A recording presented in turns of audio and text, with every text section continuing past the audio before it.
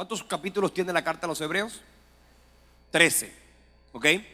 Y vamos a estudiar hoy los primeros 6 capítulos. En la palabra es importante que sepamos, para poder comprender, para poder entender con exactitud la carta a los Hebreos, es muy importante que tengamos un conocimiento básico, no solamente del concepto y de la ley ceremonial del Antiguo Testamento, es decir, conocer y comprender lo que el Señor había establecido en el Antiguo Testamento como la ley del sacrificio o la ley de los sacrificios, y comprender también lo que implica y representa la ordenanza y la distribución que Dios estableció en relación al tabernáculo, porque el tabernáculo, todo, absolutamente todo, tenía como propósito mostrar en el futuro el cumplimiento perfecto en la persona de Jesucristo y de su obra. Entonces, de alguna manera es importante que leamos el libro de Éxodo y también el libro de Levíticos, que son 2 libros del Antiguo Testamento que nos permiten comprender. El autor a los Hebreos, pues obviamente, como su nombre lo indica, la carta fue una carta escrita al pueblo hebreo. Por lo tanto, para los hebreos, el conocimiento y la información, la doctrina, el concepto de la ley de sacrificios para ellos era supremamente claro. Por lo tanto, el autor supuso y determinó, obviamente, anticipadamente, que los destinatarios de esta carta eran personas que tenían un conocimiento muy profundo del tema. En el capítulo o en toda la carta encontramos 6 grandes advertencias del escritor. Son 6 grandes advertencias, y la primera es la que tiene que ver con el peligro de apartarse del Señor. El peligro de apartarse lentamente inicialmente. Es la primera advertencia de la carta, es el peligro de apartarse lentamente. Pues nadie se aparta de un día para otro. Es un proceso, ¿cierto? También el peligro de apartarse deliberadamente es otro de las advertencias del escritor. El peligro de no apropiar la palabra de Dios a nuestra propia vida, es decir, de no entenderla, atenderla y vivirla, es un peligro que el autor a los Hebreos quiere traer en esta carta. Habla de la advertencia contra la apostasía como cuarta advertencia, por causa de la pereza espiritual. La advertencia a tomar el pecado de manera frívola y liviana. La advertencia a no escuchar las instrucciones y las amonestaciones. Con esas 6 advertencias encontramos la carta a los Hebreos como un compendio que obviamente tenía como propósito volver en sí a un pueblo que se estaba de alguna manera apartando. Cuando el Señor Jesucristo llega y expone el Evangelio, y obviamente luego los apóstoles comienzan la tarea de la evangelización y del discipulado, hubo mucha gente que creyó, y dentro de los que creyeron estuvieron muchos que obviamente pertenecían al pueblo hebreo, a los judíos, al judaísmo como tal. Pero obviamente debido a la persecución, debido a el señalamiento y a la exclusión, en consecuencia muchos de ellos, y también por falta de conocimiento, no solamente por la opresión y la persecución, sino por falta también de conocimiento, algunos pretendieron volver atrás. Algunos pretendieron rechazar la obra de Cristo, y ya lo habían recibido como Señor y Salvador, pero ahora pretendían volver atrás. Y obviamente que eso era algo tan evidente y tan contundente que el escritor trata de obviamente mostrarles a ellos por qué Cristo y por qué su sacrificio y por qué su obra son perfectas y superiores a aquellos que durante toda la historia ellos habían considerado como lo más importante del judaísmo. Entonces, la palabra que más se puede utilizar en la carta a los hebreos es la palabra mejor. Mejor. Y se utiliza esta palabra para hacer referencia a que Cristo es mejor, a que el nuevo pacto es mejor, a que su obra es mejor, a que el sacrificio de la cruz es mejor, a todo lo que en el Antiguo Testamento se había convertido como una sombra. Leyendo, me gusta que leyendo para la enseñanza de hoy, encontré una ilustración que me llamó mucho la atención. Cuando se está construyendo, cuando se está levantando un edificio, hay que usar escaleras, hay que usar andamios, ¿cierto? Las escaleras y los andamios sirven para poder construir un templo de esta naturaleza, porque nadie se puede levantar y subir hasta estas inmensas alturas. ¿Cuántos metros hay del piso hasta allá arriba? No sé. ¿Cuántos?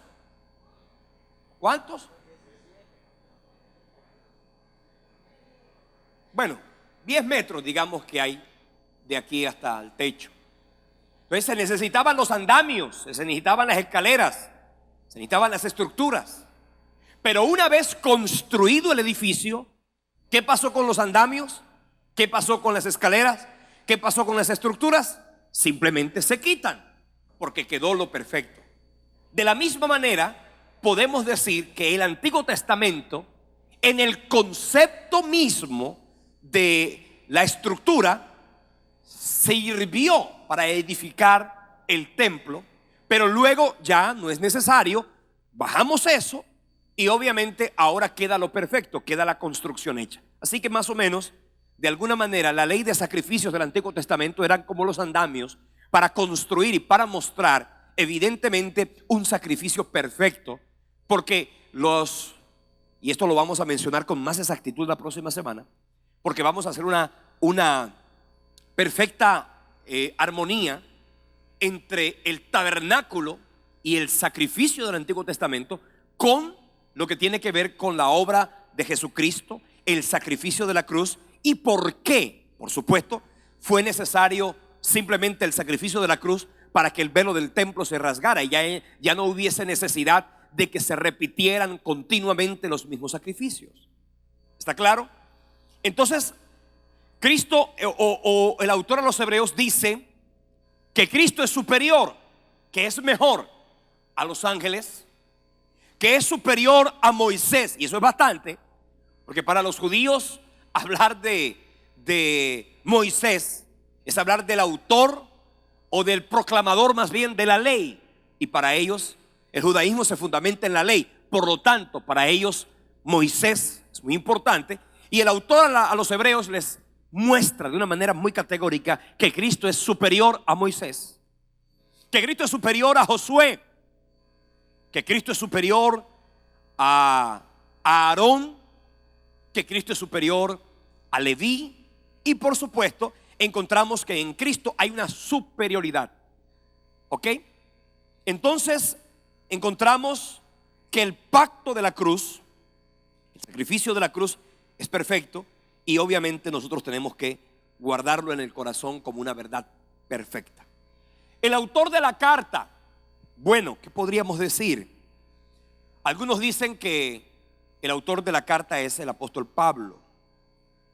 Posiblemente, pueden decir algunos. Su estilo literario es muy similar al de Pablo. La referencia que él hace de Timoteo, en el capítulo 13, versículos 23 y 24, hace alguna referencia a Timoteo, y Pablo pues era su padre espiritual y ministerial. La forma como se despide, muy similar a la de Pablo. Sin embargo, es importante que sepamos que esa carta no guarda la misma relación ni la misma estructura que tenían las demás cartas de Pablo. Pablo a todas las cartas las firmaba al principio y no al final. Todas las cartas comienza Pablo diciendo Pablo. En este caso, esta carta no fue escrita de esa misma manera. Todas las demás cartas comienzan diciendo Pablo, apóstol de Cristo, Pablo, siervo de Dios, Pablo, llamado a ser apóstol a los gentiles. En este caso comienza la carta diciendo Dios habiendo hablado en otro tiempo a nuestros padres por los profetas. O sea, no es el estilo de la escritura, el contenido y la estructura misma parece que fuera de Pablo, pero no se sabe con precisión. Pablo utiliza, o el escritor más bien, Pablo utilizó en las demás cartas un griego koiné, que era el griego que se utilizaba, era el griego del pueblo. Sin embargo, la carta a los hebreos fue escrita en griego clásico. Fíjate que no hay entonces esa misma relación. Siempre Pablo habló. Pablo en muchas de sus cartas dijo haber recibido el evangelio de primera mano, porque él dijo haberlo recibido directamente de Jesucristo. A Pablo, ¿quién lo ganó para el reino? El mismo Jesús. Cuando camino a Damasco, la Biblia dice que repentinamente le rodeó un resplandor de luz del cielo. Pablo cayendo a tierra y oyendo una voz que le dijo: Saulo, Saulo, ¿por qué me persigues? Saulo entendió y tuvo un encuentro personal con Cristo. A Saulo nadie le predicó, porque entre otras cosas Saulo era un personaje de un terrible temor, y no había un evangélico en esa época, no había un valiente como tal que se atreviera a hablarle a Pablo de Cristo, cuando Pablo tenía como consigna personal matar literalmente a todo aquel que se llamara cristiano, porque él consideraba que esto atentaba contra el judaísmo, de quien él era un adalid extraordinario. En este caso, el autor a los hebreos dice haber recibido el evangelio no de forma directa como Pablo, sino de una segunda mano. Otro caso que encontramos es que el autor a los hebreos, siendo él, noten ustedes que habían dos personajes, dos discípulos, uno llamado Pablo, Saulo de Tarso, Pablo, y otro llamado Pedro. El ministerio de Pedro era más al pueblo judío, mientras que el ministerio de Pablo era a los gentiles. La carta a los hebreos no hace ningún tipo de referencia a los gentiles.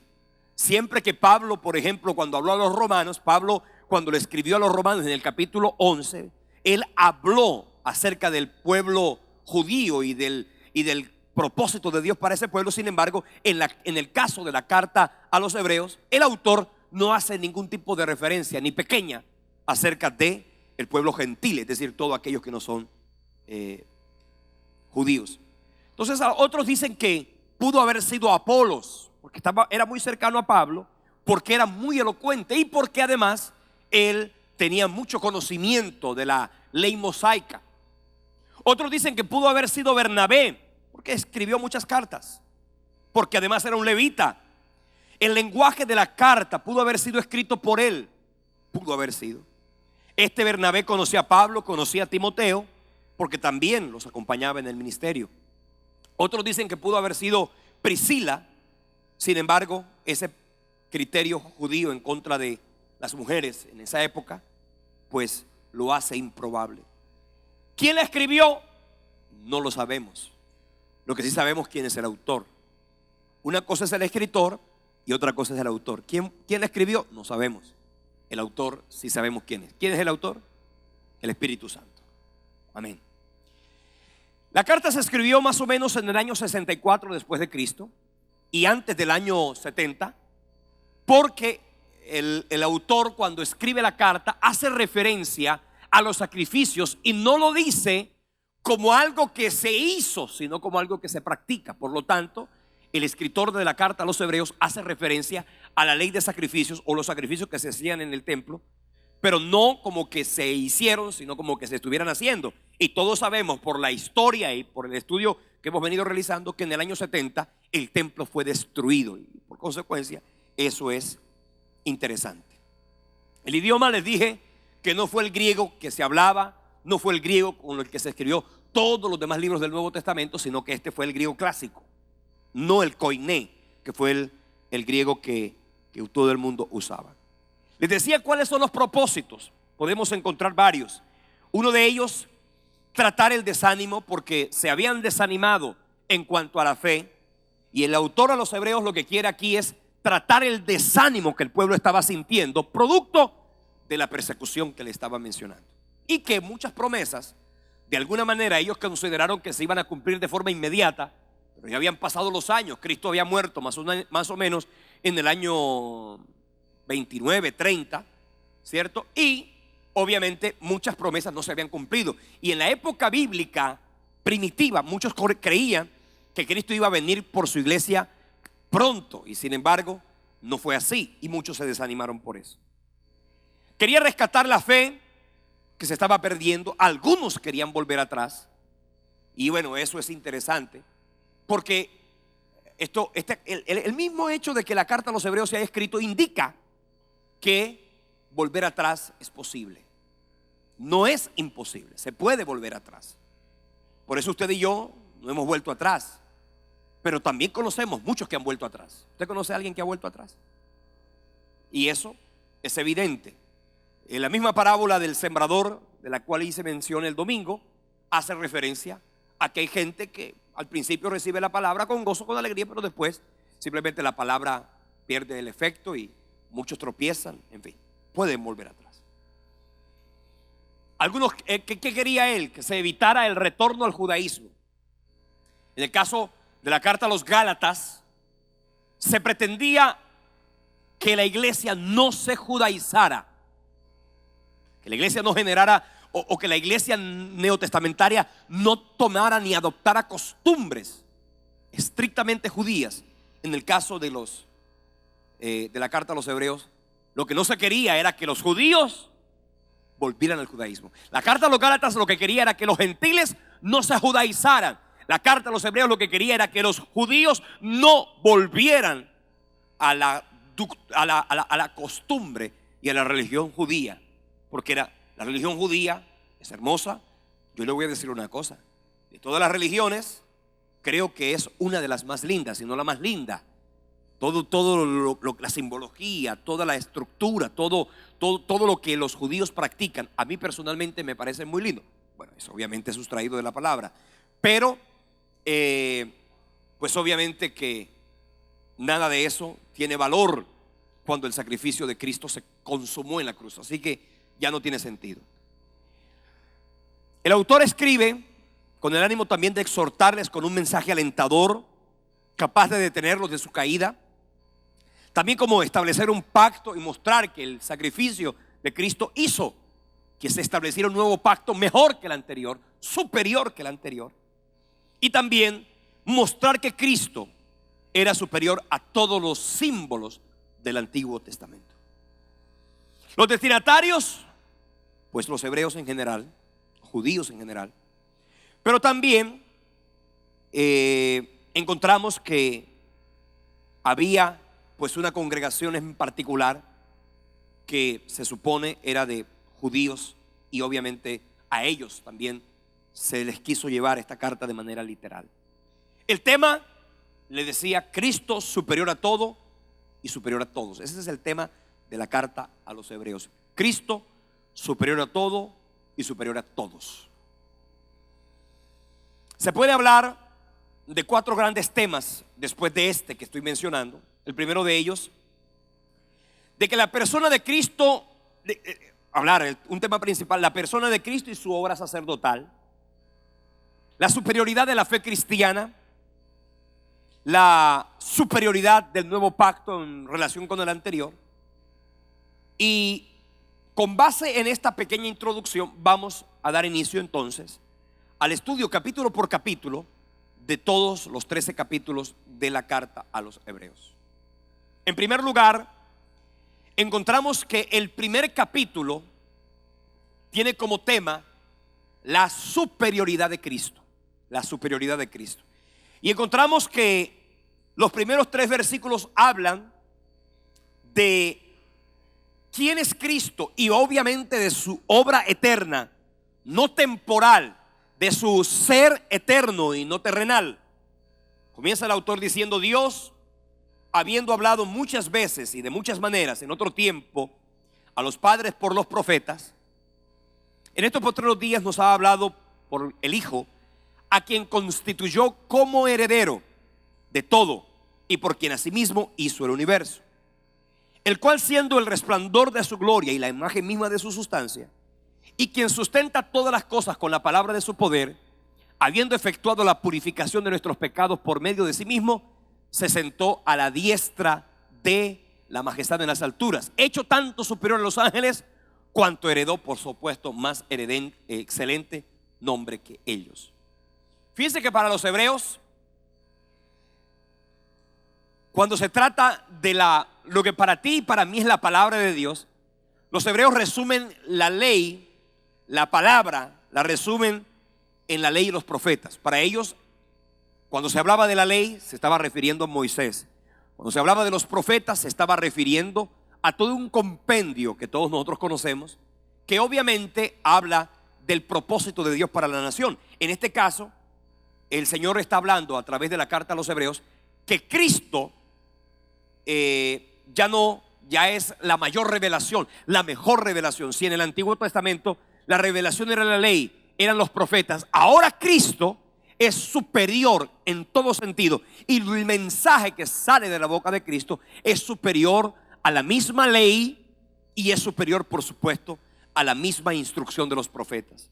Entonces encontramos en esa carta, y Pablo, el autor, comienza diciendo que Cristo es el único camino a la salvación eterna y por consecuencia el único mediador entre Dios y los hombres.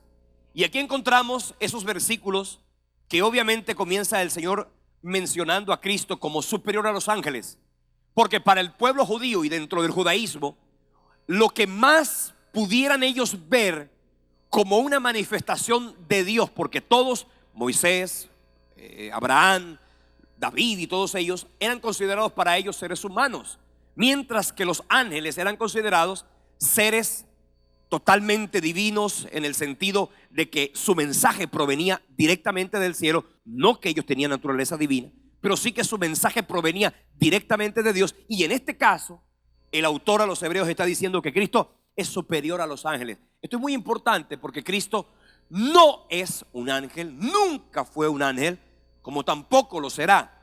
Eso es una doctrina incorrecta y equivocada, porque la naturaleza de los ángeles es diferente a la naturaleza de Cristo, porque Cristo es Dios y los ángeles son criaturas de Dios. Cristo está por encima de los ángeles, y aquí comienza diciendo: ¿a cuál de los ángeles dijo Dios jamás? Mi hijo eres tú, yo te engendré hoy. O sea, ningún ángel puede considerarse hijo de Dios, ningún ángel puede considerarse de esa manera engendrado por Dios directamente. A ninguno de ellos Jesús, el Padre, le llamó primogénito. Sin embargo, a Jesucristo sí. Por lo tanto, la naturaleza de Cristo, fíjese que Cristo tiene una naturaleza divina y además una naturaleza humana, y nosotros tenemos una naturaleza humana. Nunca, aunque seamos redimidos, aunque seamos glorificados, que es lo último que va a suceder con nosotros en la salvación, aunque seamos glorificados, jamás seremos ángeles. Eso es una característica que es muy importante tenerla presente, porque mucha gente, con base a un concepto pagano, con base a la mitología, con base a criterios superfluos y completamente contrarios a la Biblia, a las personas cuando mueren, yo he escuchado a la gente decir: yo tengo un ángel en el cielo, mi papá, mi mamá, quién sé yo, qué sé yo, como que se vuelven ángeles. Eso es una doctrina completamente pagana, no es bíblica. Ninguna persona, por eso es que los cristianos a los muertos no los veneramos, no los adoramos, no les hablamos, no les pedimos, no nos comunicamos con ellos, porque todo eso dice la Biblia que es abominable. ¿Cierto?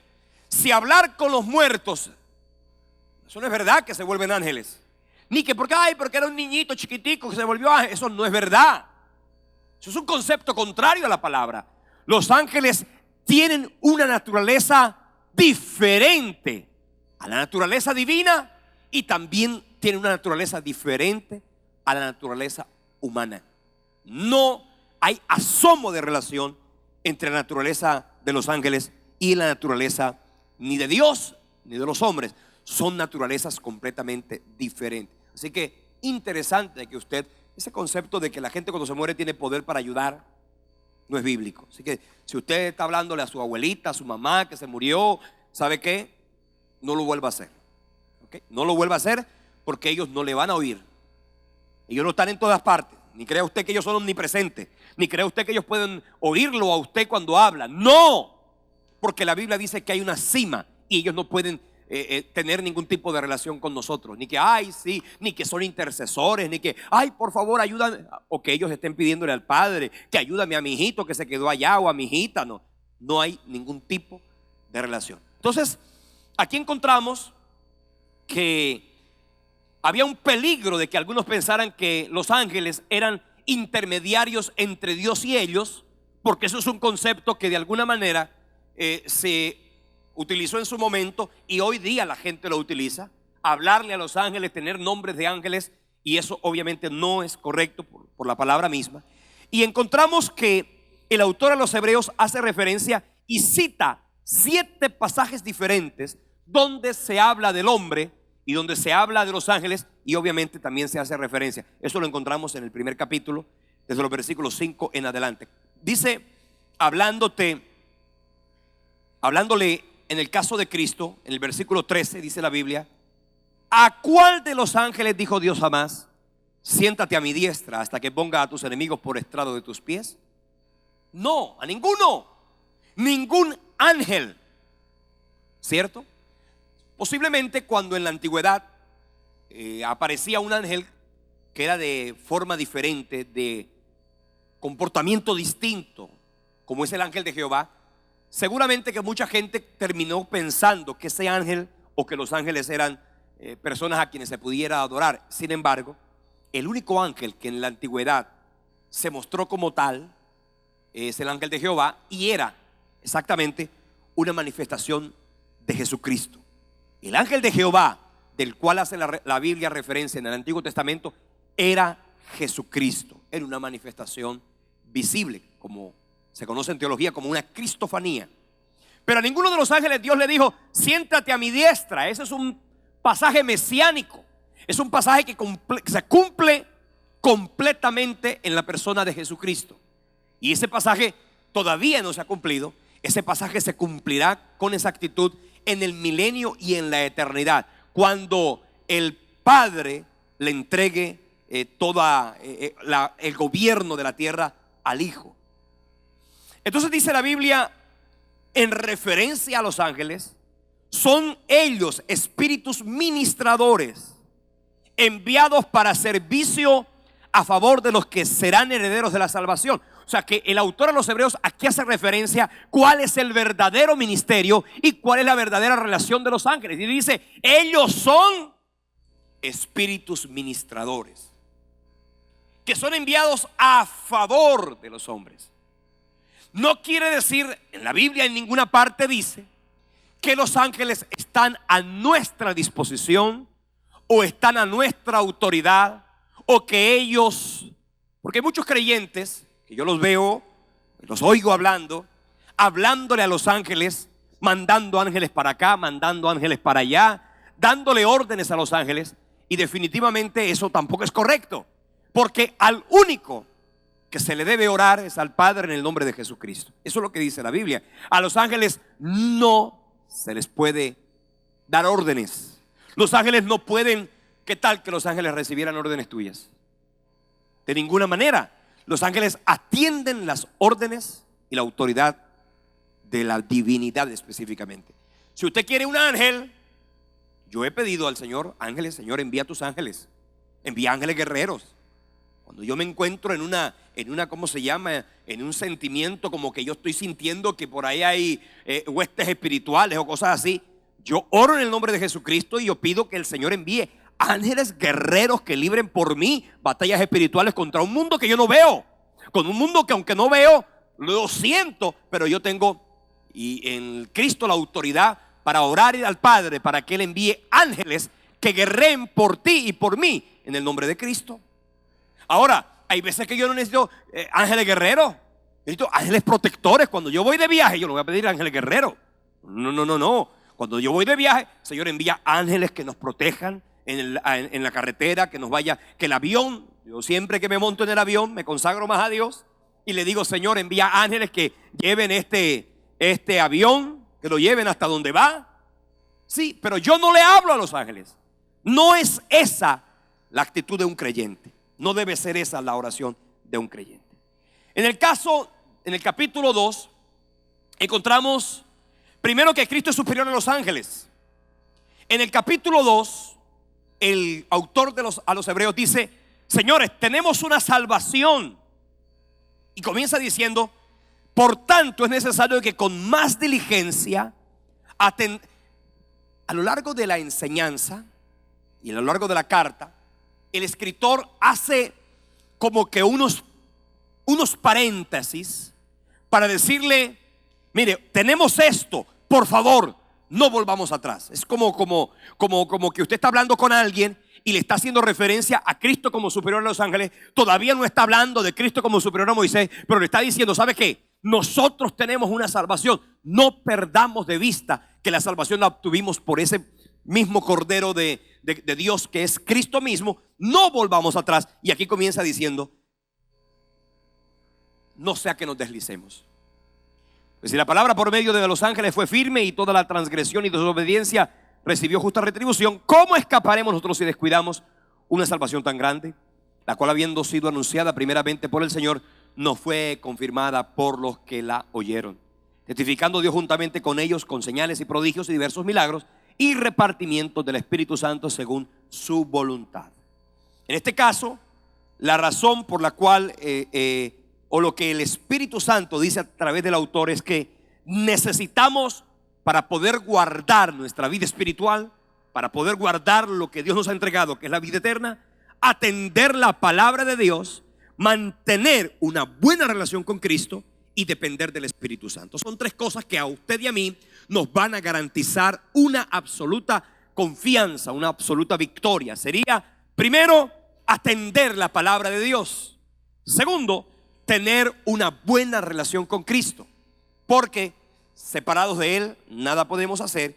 Y tercero, depender y mantener una buena relación con el Espíritu Santo. En ese orden de ideas, la salvación puede convertirse en un asunto que podemos perder siempre y cuando en nuestro corazón broten el descuido, la falta de interés y la apatía. Ojo, descuido, falta de interés y apatía. ¿Qué quiero decir con esto? Que es que precisamente esas tres cosas son aquellas que te ponen en un terreno peligroso: el descuido, la falta de interés y la apatía. Es el creyente que a causa de la negligencia descuida las verdades y las enseñanzas del Evangelio, está en gran peligro de que lo arrastre la corriente sin poder detenerse en el puerto donde tendría seguridad, porque el puerto es Cristo. Así que aquí nadie puede decir, porque hay gente que con la confianza y con la seguridad de sentirse cerca de Dios, se considera ya como que es inquebrantable, como que es impecable, como que es alguien que nunca va a fallar, que nunca va a caer, que nunca va, porque hay gente que siente eso. Una vez alguien me decía: yo no peco. Caramba, tú no pecas. No, yo no peco. O sea que tú no mientes. No, yo ni miento. Acabas de pecar. Acabas de pecar porque, primero que todo, te estás volviendo autosuficiente. Estás llenando de jactancia, de soberbia, y esos son pecados. O sea que hay gente que se siente tan humilde, que se sienten que pueden concursar en un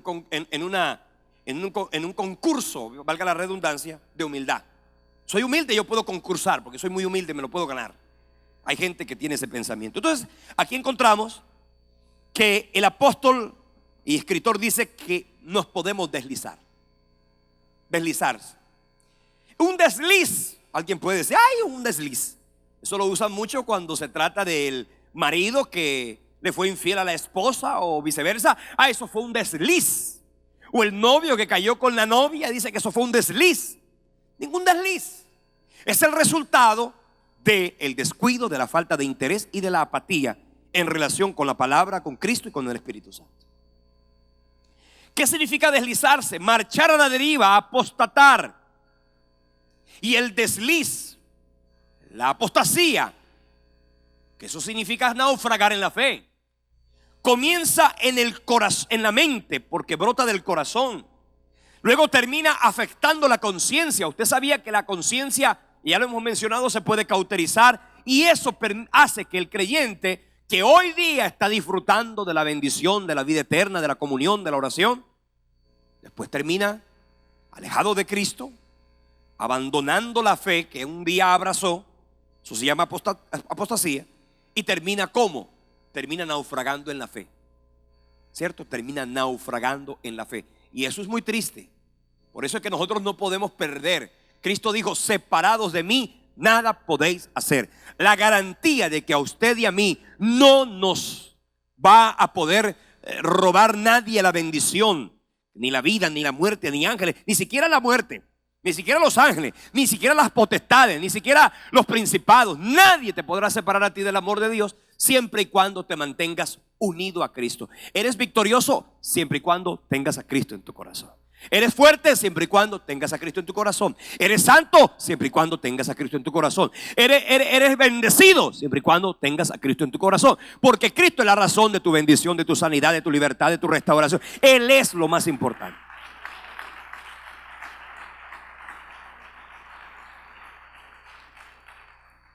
Entonces, aquí dice el autor que si nosotros descuidamos la salvación, en este caso, si entramos en un terreno de transgresión y de desobediencia,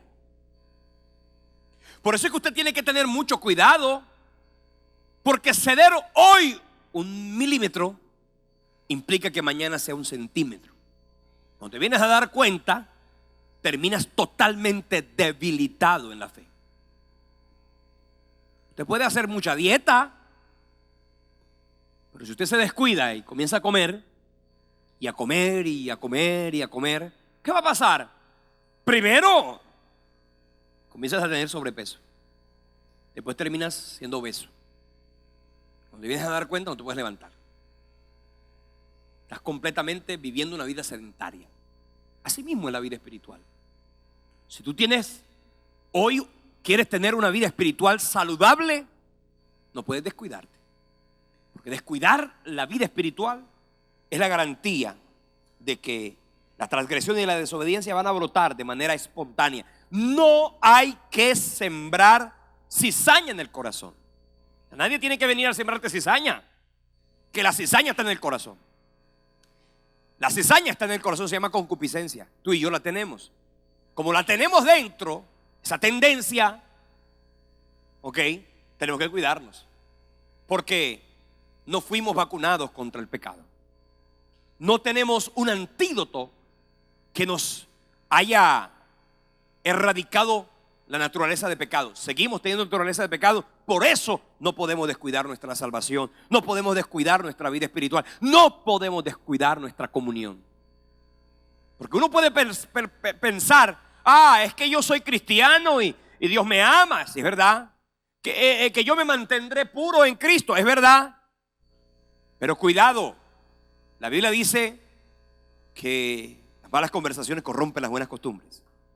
La Biblia enseña todo esto, que de alguna manera, cuando se pierde la sensibilidad, cuando perdemos la sensibilidad, dijo el apóstol Pablo a los Efesios, capítulo 4, cuando perdemos la sensibilidad por las cosas de Dios, nos entregamos a la laxivia para cometer con avidez toda clase de impureza.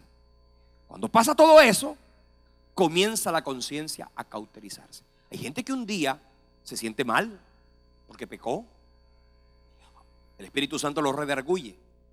Pero en la medida en que él ahonda y ahonda y ahonda en el pecado, la conciencia es como el termostato, se funde. Una conciencia cauterizada es un termostato que se funde y que cuando baja la temperatura o cuando sube la temperatura no prende el aire. Y es un aire puede ser muy bueno, puede tener la unidad perfecta, puede tener todo, pero si no hay un termostato que lo encienda, el aire acondicionado no sirve para nada. Así es la conciencia. Si tu conciencia el pecado la cauteriza, llega un momento en que la conciencia no tiene ningún tipo de efecto. Y por lo tanto, la conciencia misma se dañó, ¿cierto? Una conciencia cauterizada, una conciencia dañada, y eso puede ser totalmente nefasto. El autor, en este caso, hace referencia a la obra de Cristo. ¿Qué fue lo que hizo que la salvación fuera grande? La obra de Cristo. Y entonces está aquí diciendo que esa salvación fue anunciada por el Señor, porque procede directamente de Cristo.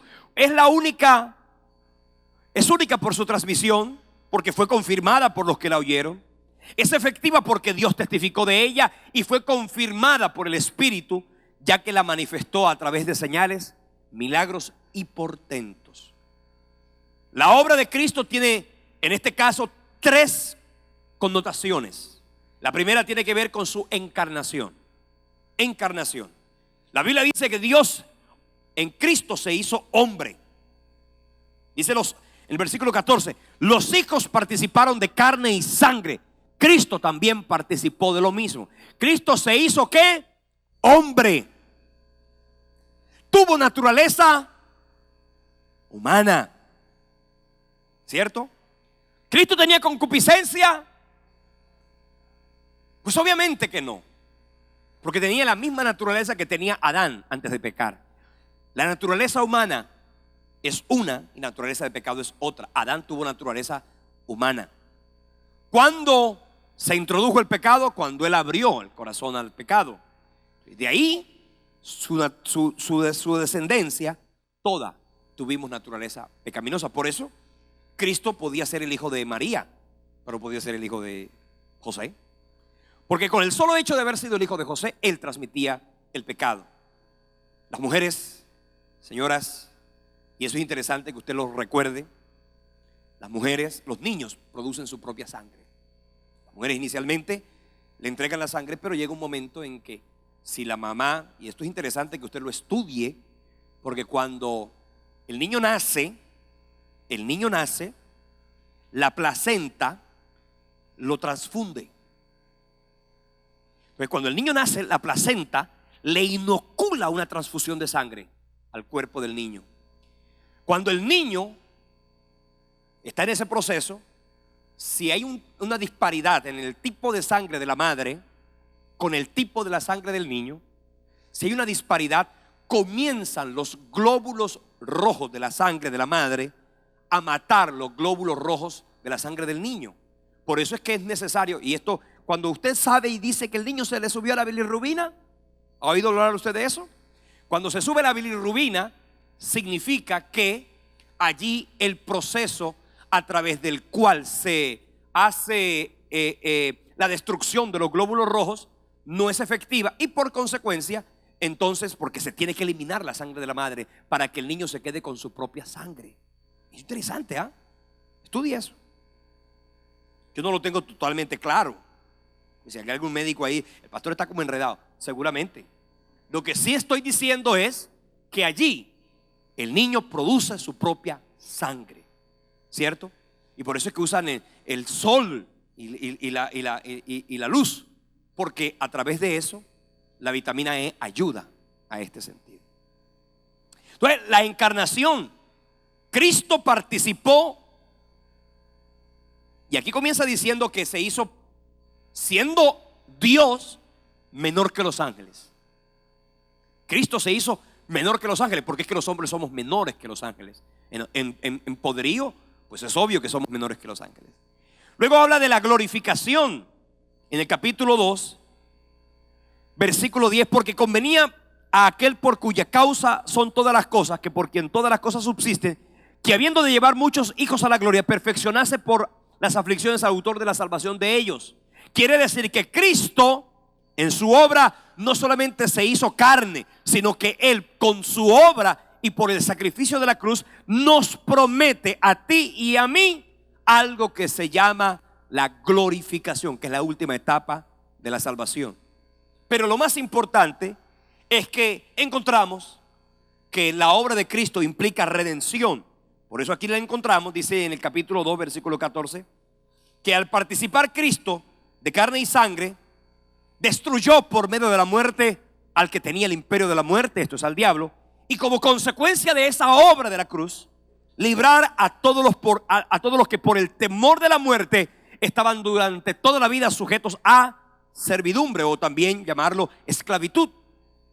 Cristo, cuando muere, su sacrificio fue contundente, su muerte fue contundente, porque sobre la humanidad se cernía el hecho de que la muerte era la consecuencia del pecado. Cuando Cristo muere sin haber cometido pecado, automáticamente el arma que usaba el diablo para matar a los hombres y para traer sobre ellos muerte y destrucción, en el caso de Cristo no tenía sentido, porque Cristo jamás cometió pecado. Y aunque Él participó de carne, aunque Él participó de sangre, eso significa que participó de la naturaleza humana. Nunca en Él hubo asomo alguno de pecado. Y por consecuencia, cuando Satanás quiere arroparlo con la muerte eterna, no lo pudo retener, porque se volvió esa muerte ilegal. Y una captura ilegal, los jueces de la República simplemente dicen: este hombre fue capturado de manera ilegal, ordena la libertad. Y eso fue lo que sucedió en el caso de Cristo. La muerte no lo pudo retener porque su captura fue ilegal, ¿cierto?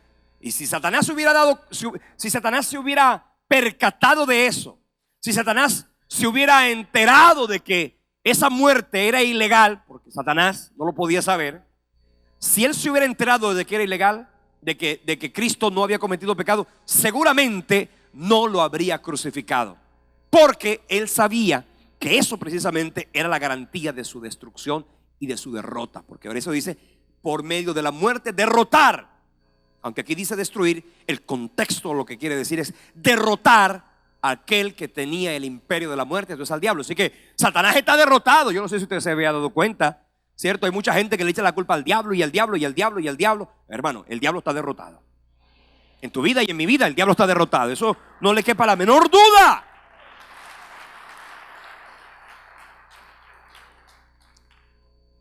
Y si el diablo está derrotado, cuanto más los demonios, los principados, los terminados, toda esa gente, totalmente derrotado. Nadie podrá tener autoridad sobre ti. No solamente Cristo está contigo, te hace más que vencedor, sino que además de eso te envía ángeles guerreros, ángeles protectores, ángeles guardianes. Usted tiene todo lo que necesita para ser extraordinariamente bendecido. Entonces tenemos un Salvador que se identificó con tus dolores, que se identificó con tus sufrimientos y que experimentó, al igual que nosotros, la naturaleza humana, y por consecuente a eso puede ayudarnos. Por eso dice: librar a aquellos que por el temor de la muerte estaban sujetos a esclavitud. ¿Sabe? La muerte, eso es como la extorsión. La extorsión que tanto se ha aumentado en Barranquilla, que la reprendo en el nombre de Cristo. La extorsión. El diablo extorsionaba a la iglesia, a la gente. Cuando Cristo muere, ya, la extorsión de la muerte. Si el diablo te extorsionaba a ti, hay algunos creyentes que le tienen miedo a la muerte. Un creyente evangélico nacido de nuevo que le tenga miedo a la muerte es porque el diablo lo está extorsionando. Es una extorsión, de verdad que sí. Y la muerte, y te vas a morir. Y como dijo Diomedes Díaz, y vas a estar debajo de la tierra, y allá hay calor.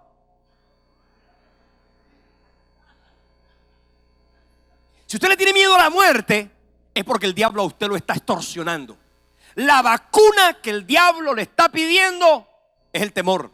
Por eso aquí lo dice: y librar a todos los que por el temor a la muerte estaban sujetos a servidumbre. Dice, esto es hermoso, porque Satanás, eso es como cuando se descubrió quién era el extorsionista. Ya no te pueden extorsionar más. Ahora Pablo, vuelvo a hablar de Pablo. De pronto será Pablo, pero yo no lo voy a confirmar, ¿no?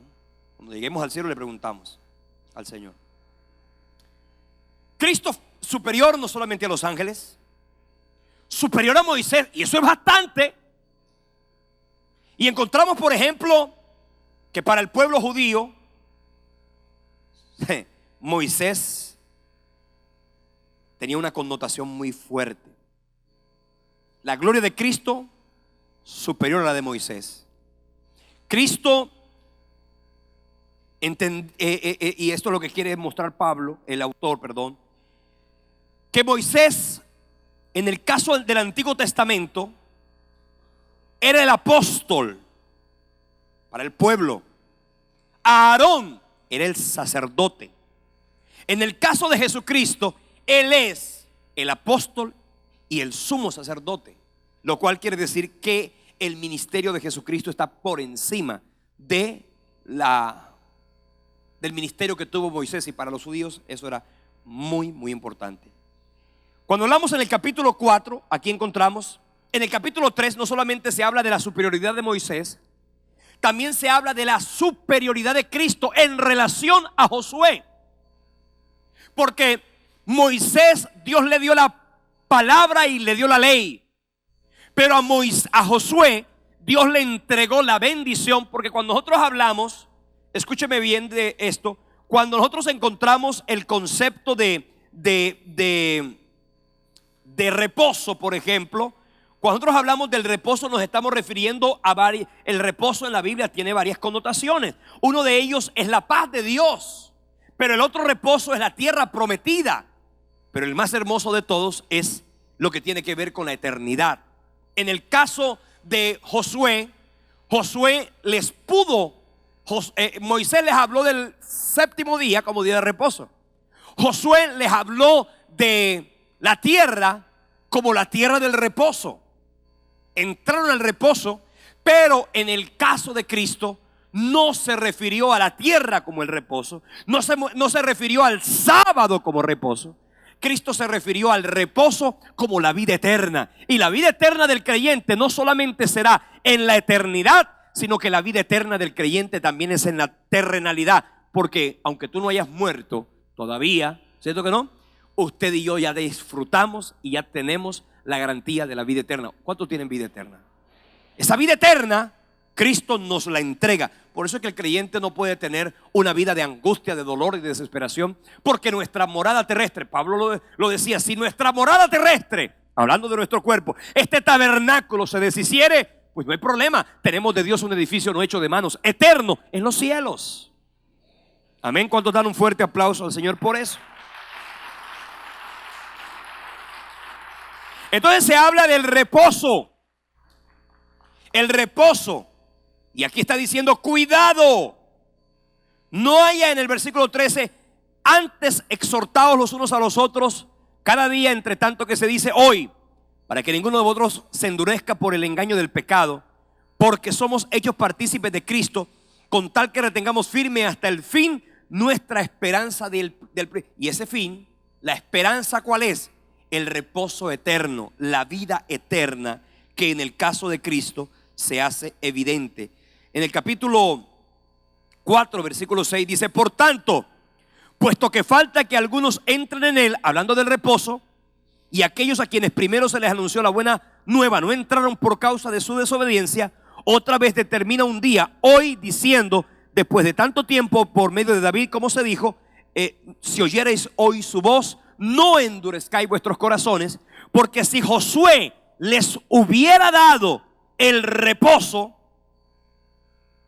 no hablaría después de otro día, porque el reposo no era la vida en Canaán, el reposo es la vida eterna.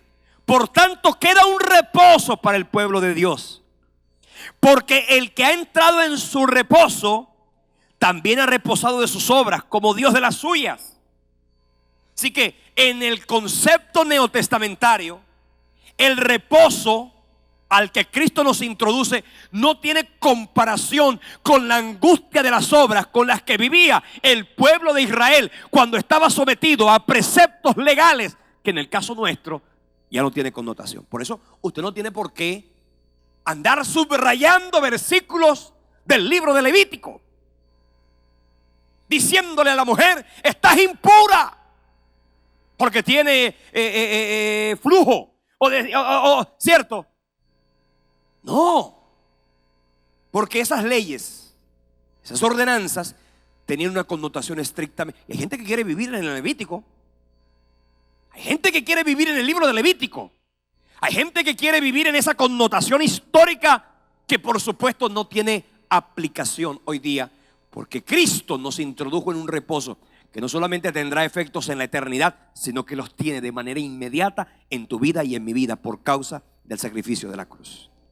Dice, porque el que ha entrado en su reposo también ha reposado de sus obras, como Dios de las suyas. Procuremos pues entrar en aquel reposo para que ninguno caiga en semejante ejemplo de desobediencia.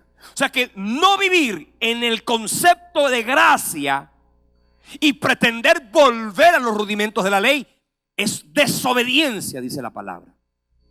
Y dice, y aquí está hablando de la palabra que es la que nos da confianza y es la que nos da garantía de esto. El versículo maravilloso: porque la palabra de Dios es viva y eficaz, más cortante que toda espada de dos filos, ¿cierto? La palabra es la que nos da confianza y nos enseña que el reposo es una realidad en nuestra vida y en nuestro corazón. Luego se habla de Cristo no solamente como superior a los ángeles, como superior a Moisés, como superior a Josué y su reposo, sino que se habla de Cristo como el gran sumo sacerdote, el intercesor. Y aquí comienza diciendo, este versículo es lindo: tenemos un gran sumo sacerdote. Más adelante vamos a hablar del sacerdocio de Melquisedec y vamos a hablar acerca del concepto mismo, obviamente, del nuevo pacto, que solo vamos a mencionar la próxima semana. La próxima semana vamos a hacer una analogía muy profunda entre el concepto de la ley mosaica, sacrificios, leyes, normas, corderos, tabernáculos, y cómo en el Nuevo Testamento una sola ofrenda fue suficiente para que el velo del templo se rasgara en dos. Eso significa, si usted no entiende esa verdad de la palabra, seguramente usted vivirá esclavizado de conceptos y de normas humanas. Mas en Cristo fuimos redimidos y hemos sido restaurados para poder disfrutar de una libertad absoluta que solamente Cristo puede prometer a aquel que en Él se ha entregado. Entonces miren una cosa: Cristo, el gran sumo sacerdote, en la antigüedad, los sacerdotes tenían que ofrecer sacrificios por el pueblo, también se tenían que ofrecer sacrificios por sí mismos. Y aquí tenemos un gran sumo sacerdote que traspasó los cielos, Jesús, el Hijo de Dios. Retengamos nuestra profesión. La profesión es: retengamos lo que un día dijimos. ¿Para qué volver al sacerdocio arónico? ¿Para qué? Si es que ahora hay un sacerdocio eterno. En el caso de Aarón se acababa, era un sacerdocio terrenal, temporal. En el caso de Cristo es celestial y eterno. Dice: no tenemos un gran sumo sacerdote que no pueda compadecerse de nuestras debilidades, sino uno que fue tentado en todo, según nuestra semejanza, pero sin pecado. Acerquémonos pues confiadamente al trono de la gracia para alcanzar misericordia y hallar gracia para el oportuno socorro. Cuando tú entiendes ese concepto de que Cristo es el sumo sacerdote, tú disfrutas de esa bendición, porque te puedes acercar al sumo sacerdote. Te puedes acercar confiadamente. Cristo es el sumo sacerdote. Él es el abogado, el sumo sacerdote con efectos eternos. ¿Está claro? Es como que nosotros tengamos relación directa con el juez. ¿Sabe que en el concepto legal, si usted está, Dios lo guarde, inculpado de un delito, usted no puede hablar con el juez? Usted no puede hablar con el juez, porque como al juez lo vean que está hablando con usted, ¿sabe? Están diciendo que ese juez está parcializado. Y automáticamente le comienzan un proceso en el Consejo Superior de la Judicatura. En el caso de este sacerdote, tú te puedes acercar confiadamente. Eso es importante. Acerquémonos pues confiadamente al trono de la gracia. Acerquémonos. El sacerdote, ¿qué hacía? La connotación del sacerdote era ofrecer un sacrificio. Mire que el ministerio del sacerdocio era traer al hombre la palabra de Dios, pero también introducir al hombre en la presencia de Dios. En la presencia de Dios. ¿Ves qué hace Cristo? Cuando tú y yo nos acercamos a Él, Él te trae la palabra y Él te permite entrar confiadamente a la misma presencia de Dios. Y tu pecado y mi pecado, pues obviamente, al ser redimidos por la sangre del Cordero, se convierte sin lugar a dudas en la plataforma a través de la cual Él se perfecciona, porque es que a Él se perfecciona precisamente en nuestras debilidades. El autor revela que si no se persevera en la fe y en la obediencia a Jesucristo, tampoco se podrá entonces entrar y disfrutar del reposo eterno, que en este caso es el cielo. Josué entregó una tierra prometida, pero Cristo entregó la eternidad, y eso es importante que lo tengamos claro. Vamos a recaudar la ofrenda y terminamos esta noche. Quiero hacer una referencia a la consecuencia, una advertencia, ¿cierto? La primera fue cuidado perder la salvación. Aquí en este caso sería cuidado con la apostasía y la inmadurez espiritual. En vista de que el pueblo de Israel y de los hebreos estaban queriendo volver atrás, el autor está diciendo que había dos dificultades que eran notorias en el pueblo, y era su falta de estudio en la palabra de Dios. Eso obedecía a su pereza espiritual. Comienza diciendo en el capítulo 5, versículo 11: acerca de esto tenemos mucho que decir y difícil de explicar, por cuanto os habéis hecho tardos para oír. Y aquí está diciendo una frase que de alguna manera puede ser confrontativa, en tu caso también. Debiendo ser ya maestro, después de tanto tiempo, todavía tenéis necesidad de que se os vuelva a enseñar cuáles son los primeros rudimentos de la doctrina de Dios, de las palabras de Dios. Y habéis llegado a ser tales que tenéis necesidad de leche y no de alimento sólido. Todo aquel que participa de la leche es inexperto en la palabra de justicia, porque es niño. Pero el alimento sólido es para los que han alcanzado madurez, para los que por el uso tienen los sentidos ejercitados en el discernimiento del bien y del mal. Por tanto, dejando ya los rudimentos de la doctrina de Cristo, vayamos adelante a la perfección, no echando otra vez el fundamento del arrepentimiento, de obras muertas, de la fe en Dios, de la doctrina del bautismo, de la imposición de manos, de la resurrección de los muertos, del juicio eterno. Y esto haremos si es que en verdad Dios lo permite. Lo que está diciendo aquí es: no podemos continuar con la inmadurez. Y aquí está hablando de la inmadurez espiritual. Ahí está hablando. Entonces el autor dice: con razón ustedes quieren volver atrás. Con razón ustedes no se sienten seguros en Cristo. Porque es que han llegado a un estado de tanta debilidad y de tanto raquitismo bíblico, que cualquier cosita a usted lo hace debilitarse en su fe y en su caminar en Dios, y por eso quiere volver atrás. Y dice: ustedes debieron ser maestros ya.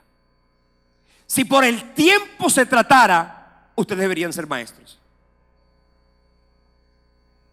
Si del tiempo se tratara, ustedes deberían ser maestros. Pero no son maestros, y eso es grave. El problema es que no solo no son maestros, sino que son niños espirituales. Entonces todavía tienen necesidad de que se les vuelva a enseñar lo mismo, la misma doctrina, el mismo fundamento. Y eso es importante. Pero aquí está diciendo el autor: ustedes tienen que ir más allá. Tienen que entrar a la madurez. Tienen que entrar a la madurez. Y definitivamente, si hay algo en lo que la gente lucha es precisamente en la pereza espiritual. Y precisamente eso es lo que hace que pase el tiempo y tú los miras en la iglesia, no ganan a nadie para Cristo, no traen a nadie a la iglesia.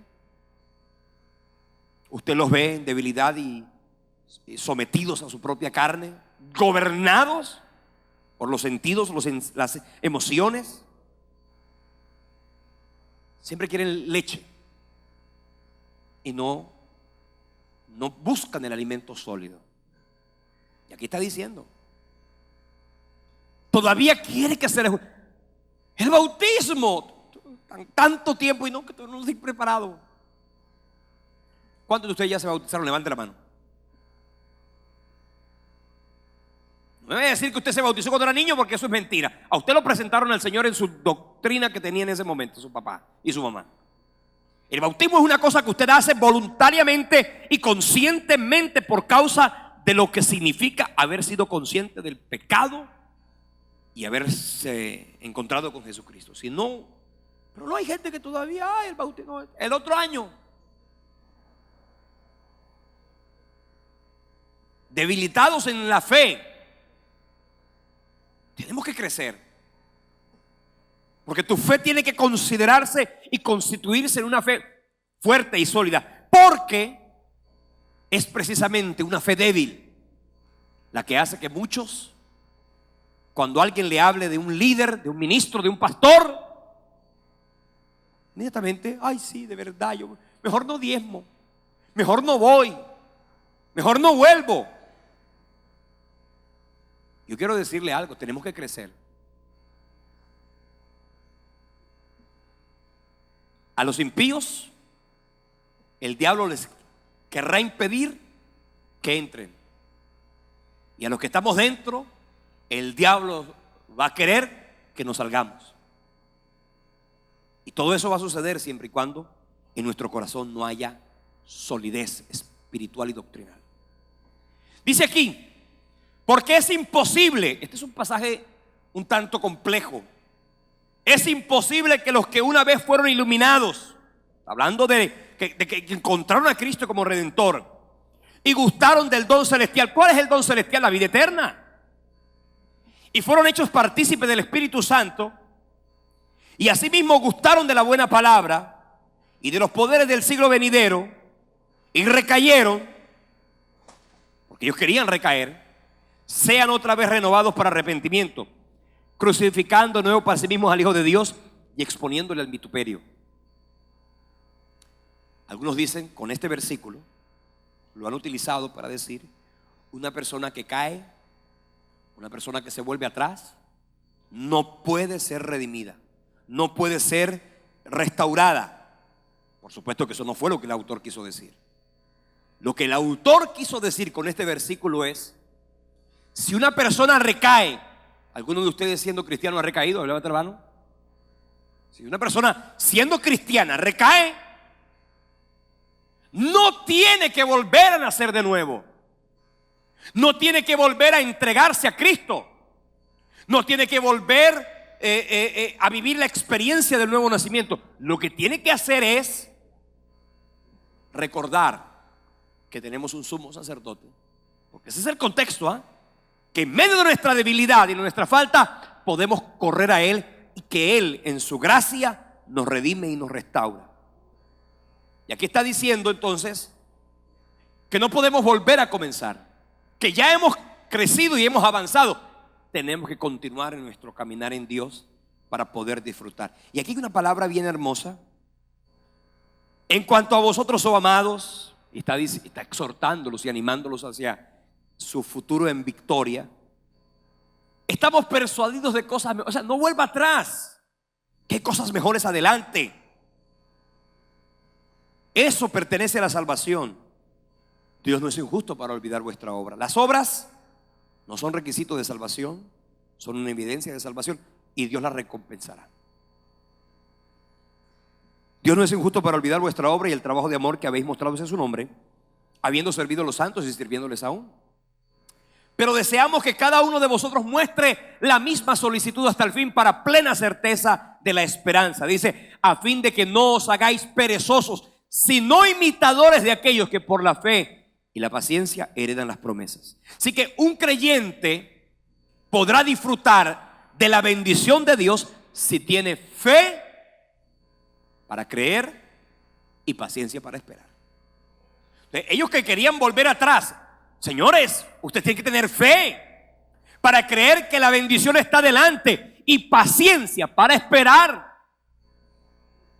¿Por qué cree usted que hay tanta gente mal casada? Pues no tuvieron fe para creer que algo bueno vendría. Y dijeron, no, antes de que cualquier cosa yo me quedo con esto o con aquello. Y no tuvieron paciencia para esperar. Por eso mucha gente se precipita. Y en la precipitud es donde tanto dolor se causa y se siente. Aquí está diciéndole Dios, a Abraham Dios le dio promesas, como a ti y a mí nos dio promesas. Es más, las mismas promesas que Dios le dio a Abraham es un cheque. Dios le dijo a Abraham, sabes que esto es un cheque con promesas. Ese cheque Abraham lo endosó. Abraham endosó el cheque. ¿Y quién es el portador del cheque ahora? ¿Quién? Diga yo, no diga nosotros, diga yo. Dice nosotros, entonces usted va a decir, ay, me va a tocar un poquito. No. Yo, tú, somos los endosadores, los portadores del cheque. Y está endosado. ¿Quién tiene que cobrarlo? Tú, yo. Aquí está diciendo, cuando Dios le hizo a Abraham la promesa, no pudo, es que juró. Te bendeciré con abundancia, te multiplicaré grandemente. Y habiendo esperado con paciencia, alcanzó la promesa. Esperó, ¿cuántos años esperó Abraham? ¿A qué edad le dieron la promesa?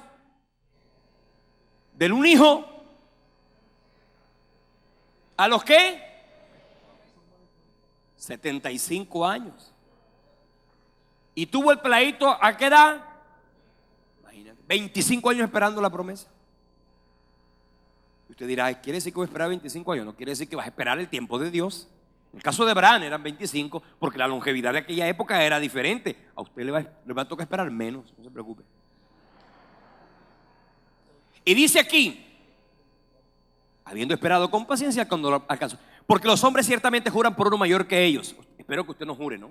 Él no está diciendo, él no está validando el juramento, sino que está diciendo que la gente jura. Pero Cristo ya lo había dicho, no juréis. Es andar jurando ni por nadie, por mi madre y Dios, nada de eso.